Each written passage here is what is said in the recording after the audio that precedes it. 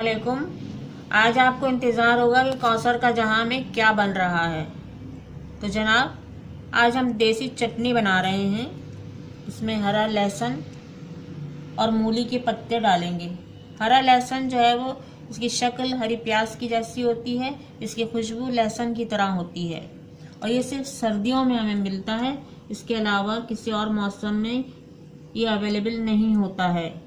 ये चटनी मज़ेदार होने के साथ साथ फ़ायदेमंद भी बहुत है।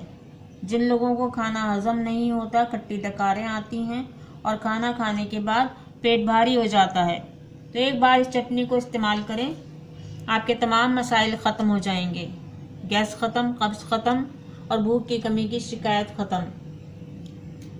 इसके साथ साथ हम इसमें हरा धनिया, हरी मिर्च और सफ़ेद ज़ीरा भी डालेंगे। अगर आप खट्टा पसंद करते हैं तो इसमें नींबू का रस या इमली का पल्प डाल सकते हैं। तो फिर आइए आज हम देसी चटनी बनाते हैं और इसको अब ग्राइंड करते हैं। तो आइए अब इसको हम ग्राइंड करते हैं।